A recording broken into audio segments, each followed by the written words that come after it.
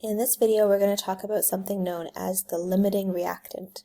In any chemical equation or chemical reaction, we have the reactants that turn into the products. So in something like a neutralization reaction, the acid and the base would be our reactants, and the water and salt would be our products. So every chemical reaction has reactants and products. Now the limiting reactant is exactly what it sounds like. It's the reactant that limits the equation. It limits the amount of product that can be produced in the reaction.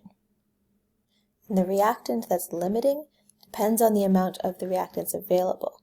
Basically, the limiting reactant is whichever is the first reactant to get used up in the reaction. I'll show you what I mean with an example. So let's say we're making sandwiches. The ingredients of the sandwich are like the reactants, and the products are the number of sandwiches. So every sandwich has 2 pieces of bread, 2 tomatoes, 1 piece of cheese, and 1 piece of lettuce. And these are the ingredients we have to work with, or reactants. How many complete sandwiches can we make with these ingredients? So to make the first sandwich, we would need 2 pieces of bread, 2 tomatoes, 1 lettuce, and 1 cheese. The second sandwich, we would need 2 more pieces of bread, 2 more tomatoes, 1 lettuce, and 1 cheese.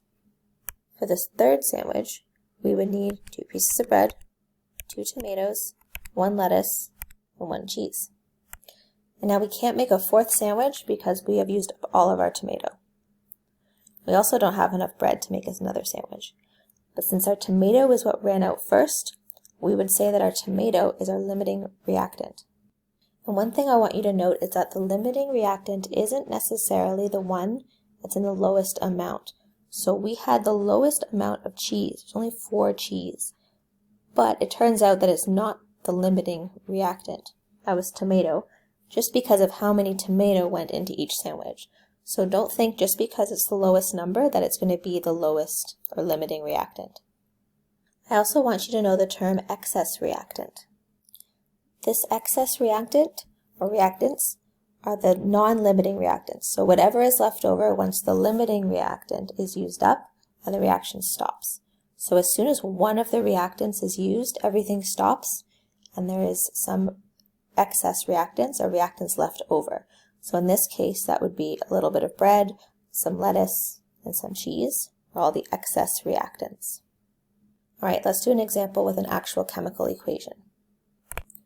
How many moles of ammonia can be made from 3.2 moles of nitrogen and 5.4 moles of hydrogen? So this question is asking us to figure out the amount of product that can be made. So in order to do that, we need to figure out which reactant is going to limit the reaction and then find out the amount produced from there.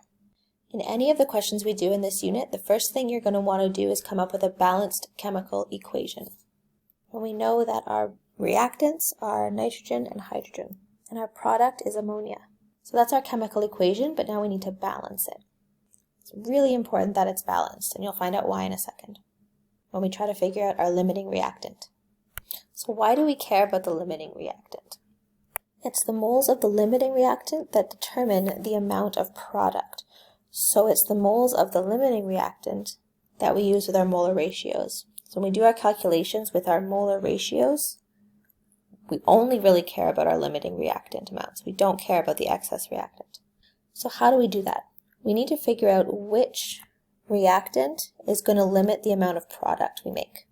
So we just have to see which reactant is going to make the least amount of product. And we'll do this using our molar ratios. So first we just pick one reactant we want to see if it's the limiting reactant. So let's start with nitrogen. And we'll compare it to the product. And we're going to do this comparison using our molar ratios. From my balanced chemical equation, I know there's 1 mole of nitrogen for every 2 moles of ammonium. And I'm given the moles of nitrogen as 3.2.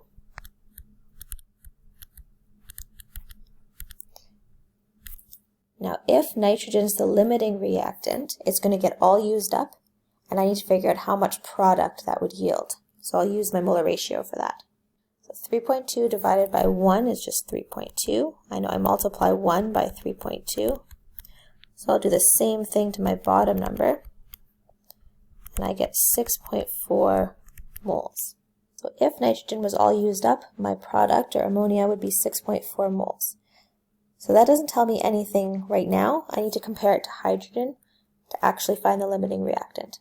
So now I'm using the ratio of hydrogen to ammonia, which is 3 to 2, and my 5.4 moles of hydrogen, which is given in the equation.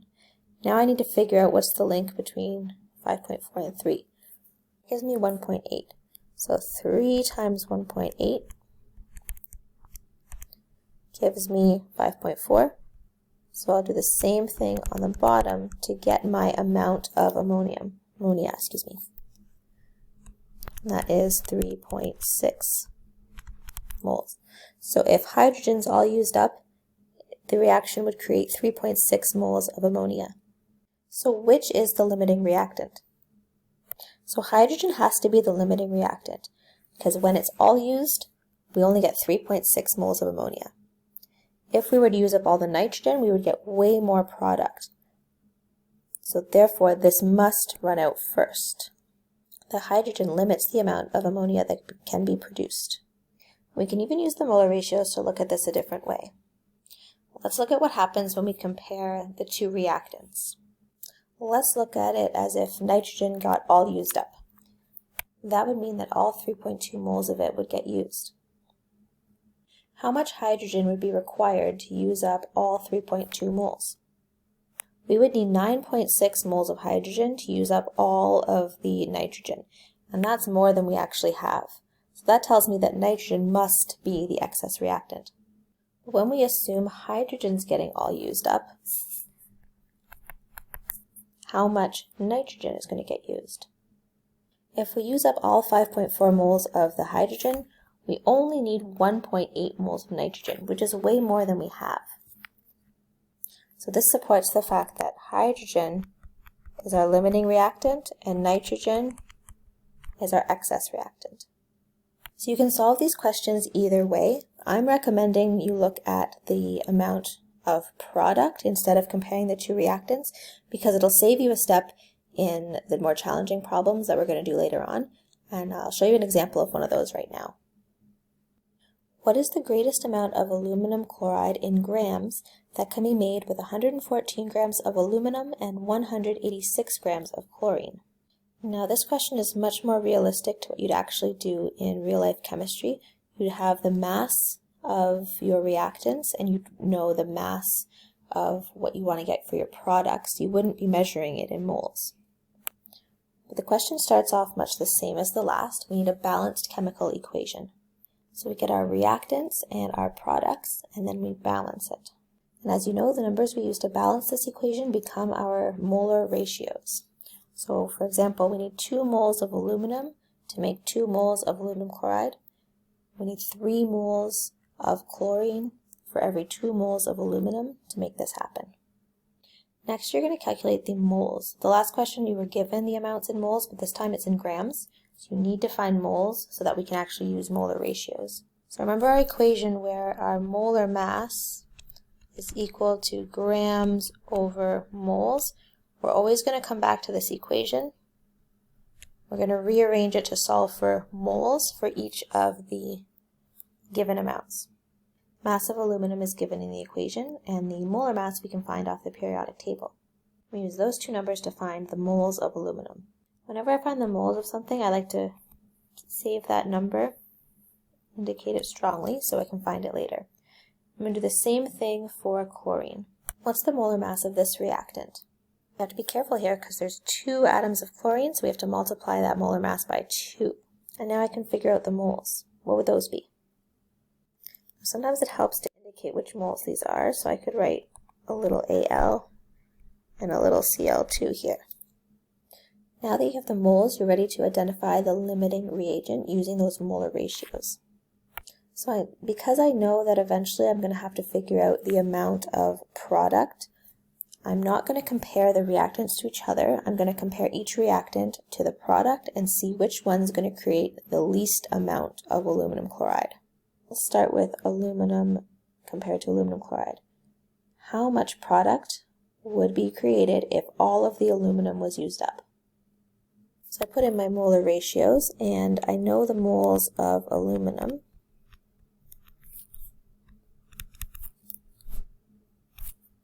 Because these are the same number, I know it's going to be equal. Whatever I'm going to do to the top, I would do to the bottom, and the bottom's the same. So the moles of aluminum chloride would be 4.23 moles as well. So if all of the aluminum is used up, this is how much aluminum chloride would be made. This time my molar ratio is 3 chlorines to every 2 aluminum chlorides, and I have 2.62 moles of chlorine. I find my connecting number between 3 and 2.62. I have to multiply by 0.873, so I would do the same thing on the bottom. Multiply 2 by 0.873. And that gives me my moles of aluminum chloride at 1.746. So if all the chlorine is used up, I would get 1.746 moles of aluminum chloride. So which is the limiting reactant? So chlorine is the limiting reactant. That means we're going to have to figure out the amount of product based on the moles of chlorine. Now the reason we compared the reactant to the product now is because it saves us a step. We already know the moles of our product. If we go back to our question, it's asking for the amount of aluminum chloride in grams. We have the amount in moles.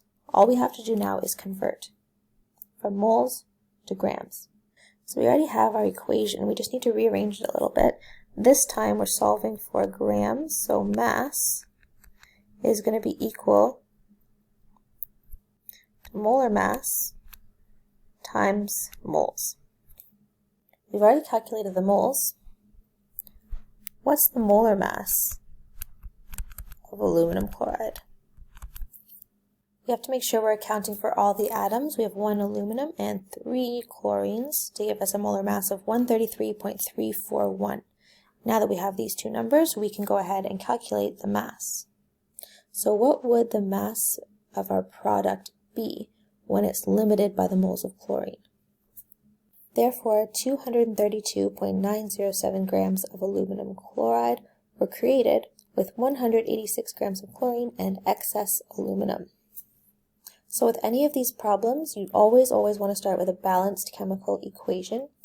Once you have your balanced chemical equation, you want to make sure you know the moles for everything that's given. So if you're given in mass or grams, you need to convert to moles.